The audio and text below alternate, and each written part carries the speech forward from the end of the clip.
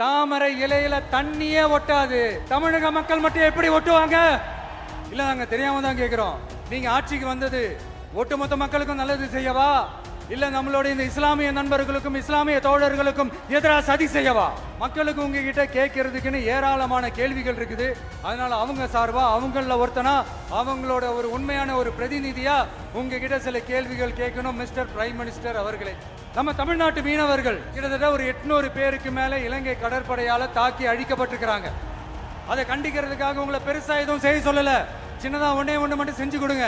இனிமேலாச்சும் எங்களுடைய மீனவர்கள் பாதுகாப்பா இருக்கிறதுக்காக இந்த கச்சத்தீவை இலங்கை கிட்ட இருந்து மீட்டு கொடுத்துருங்க, அது போதும். உங்களுடைய இந்த முரட்டு பிடிவாதத்தால நீங்க நடத்துற இந்த நீட்டு தேர்வு, அதனால இங்க என்னென்ன நடக்குதுன்னு சொல்றதுக்கே மனசு வலிக்குது. அதனால அந்த நீட்டு தேர்வு தேவையில்லைன்னு அறிவிச்சிருங்க, அது போதும்.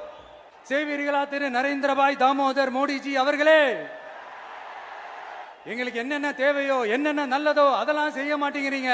ஆனா ஆட்சி அதிகாரத்தை மட்டும் கையில வச்சுக்கிட்டு மக்களை ஏமாத்த நேரடியாக ஒரு பாசிச பாஜக அடிமை கூட்டணி ஒண்ணு.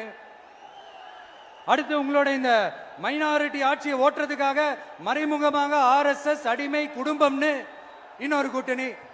இப்படி மக்கள் சக்தியே இல்லாத இந்த ஊழல் கட்சிகளை மிரட்டி அடிபணிய வச்சு 2029 வரைக்கும் சொகுசு பயணம் போயிடலாம்னு திட்டம் தீட்டி வச்சிருக்கிறீங்க. அதானே ஜி? என்ன ஜி? ஒண்ணு மட்டும் சொல்றேன், தெரிஞ்சுக்கங்க. என்னதான் நீங்க இந்த நேரடி மறைமுக கூட்டணி குட்டிகரணம் போட்டாலும் தாமரை இலையில தண்ணியே ஒட்டாது. தமிழக மக்கள் மட்டும் எப்படி ஒட்டுவாங்க?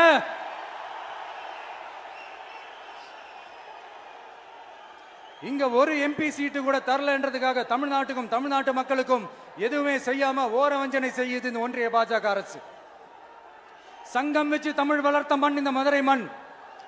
அதனால இங்க அந்த கீழடியில கிடைச்ச ஆதாரங்களை எல்லாம் மறைச்சிட்டு எங்க நாகரிகத்தையும் எங்க வரலாறையும் அழிக்கிறதுக்காக உள்ளடி வேலை செய்யலாம்னு நினைக்கிறீங்க.